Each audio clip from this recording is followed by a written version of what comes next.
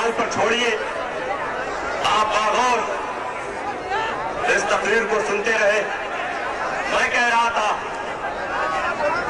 अल्लाह की रस्सी कुरान और अहले बैत, रस्सी को अगर आप देखें, एक मजबूत रस्सी, दो लटें होती हैं एक दूसरे से चिपकी हुई। एक रिवायत उसे कुरान कह रही है और एक रिवायत उसे अहले बैत। इसीलिए अगर इसे मुसलमान मजबूती से थामे रहे तो कभी गुमराह नहीं होगा। इसीलिए कुफरी ताकतें जो कलमा से महरूम है वो कुरान को निशाना बनाती है, और जिन्हें कलमा पढ़ने की तौफीक मिल गई उसमें कुछ ऐसे बदनसीब होते हैं जो अहले बैत को निशाना बनाते हैं। अगर हमारा कुरान ये अल्लाह की वो रस्सी है जो दुश्मनों के हमले से फाना नहीं होगी। रस्सियां और भी आई और भी उम्मतों को अता की गई, मगर क्योंकि उसकी हिफाजत की जिम्मेदारी उन्हीं के जिम्मे कर दी गई थी, इसीलिए न रस्सी बाकी रही न वो उम्मतें। लेकिन ये ऐसी यादगार रस्सी है, यादगार, जिसके बारे में खुदा ने फरमाया है, इन्ना नहनु नज़्ज़लना ज़िक्र व इन्ना लहू लहाफ़िज़ून, कि इस यादगार चीज को हमने नाज़िल किया है और हम ही इसकी हिफाजत करने वाले हैं। इसलिए अब ये प्लानिंग की जाती है कि कुरान को मिटाना हमारे बस में नहीं। ये दुनिया के सारे काफिर समझ चुके हैं, लेकिन कुरान की अहमियत को कैसे खत्म किया जाए, तो ही सूरत हो सकती है। किसी भी चीज की अहमियत को खत्म करना हो तो या तो उस चीज को खत्म कर दिया जाए या वो चीज खत्म नहीं हो सकती। कुरान का मुहाफिज अल्लाह। दूसरी सूरत यह है कि उसके जैसी कोई चीज ले आओ, अपने आप पहली चीज की अहमियत खत्म हो जाएगी। मिसाल आपके सामने, एक आम मिसाल अभी लाइफ टाइम स्कीम में एयरटेल ने निकाली कि उसे लीजिए और लाइफ टाइम के लिए आपको चार्ज कराने की जरूरत नहीं। लोग दौड़ पड़े, एयरटेल लो, जिसके हाथ में देखो सिम एयरटेल का। दूसरी कंपनियों ने देखा, अरे हमारा बेड़ा गर्क हो जाएगा, सबने शुरू कर दिया। रिलायंस ने भी लाइफ टाइम,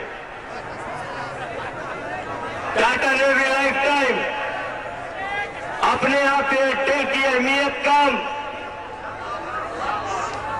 मगर खुदा ने कुरान को भी वो खुसूसियत दी कि इसके जैसा लाया ही नहीं जा सकता।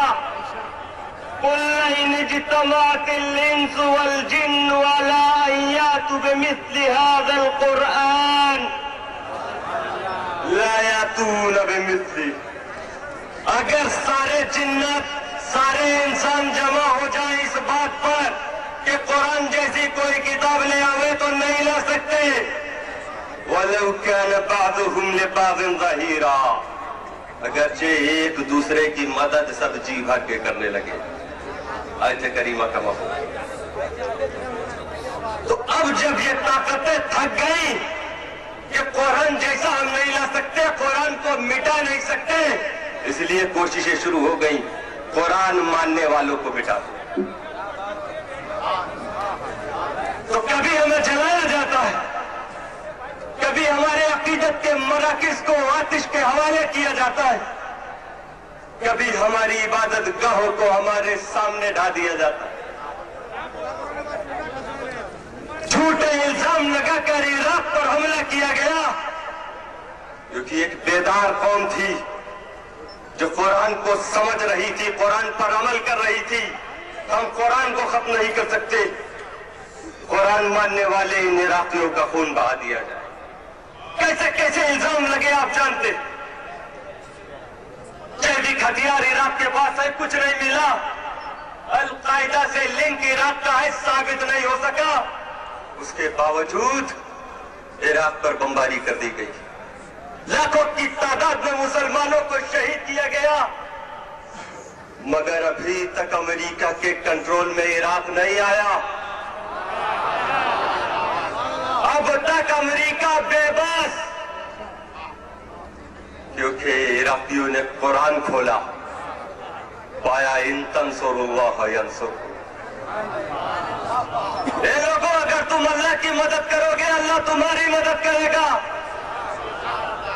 मुराद अल्लाह की मदद से ये है, अल्लाह के दीन की मदद। इराक पर हमला, हथियार नहीं मिला, हथियारों की वजह से नहीं, सिर्फ इस वजह से था कि इराकी मुसलमानों में ईमानी जज्बा पाया जाता था, उसी जज्बे को मारना था। इराक का मुसलमान कुरान को मजबूती से थामे था, इस्लाम के दुश्मनों के खिलाफ लड़ने के लिए खड़ा हो गया। खुदा की मदद शामिल हाल हुई। मैं एक वाकया आपको बताना चाहता हूँ। फल्लूजा का आप लोगों ने भी तज़किरा सुना था।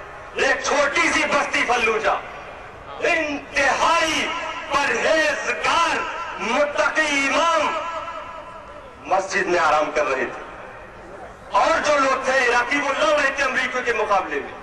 ये टोली एक जो दूसरी थी, वो रात में आराम कर रही थी, सुबह इन्हें लौटना था। अचानक वो बुजुर्ग इमाम चीख कर उठते हैं, बेदार होते हैं। सारे लोग बेदार हो जाते हैं। क्या बात है? फरमाते हैं, अभी हमने देखा हमारी इस मस्जिद को अमरीकियों ने घेर लिया है और वो गोलियों की बौछार कर रहे हैं। एक बुजुर्ग खड़े हुए हैं सामने, सारी गोलियां अपने सीने पे ले रहे हैं। मैंने पूछा, हजरत आप कौन हैं? फरमाया, पहचाना नहीं, मैं तुम्हारा शेख अब्दुल कादिर जीलानी हूँ।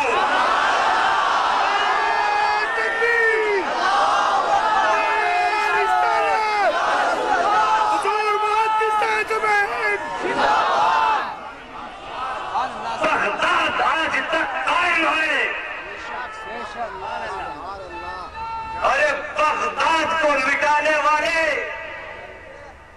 फुर्सत का यह मैदान तुम्हें चैलेंज कर रहा है कि तुमने गौसे आजम के बगदाद को मिटाने की कोशिश की, मिटा ना पाई, मिटा नहीं पाए, मगर फुर्सत के मुसलमानों ने यहां दूसरा बगदाद बना दिया।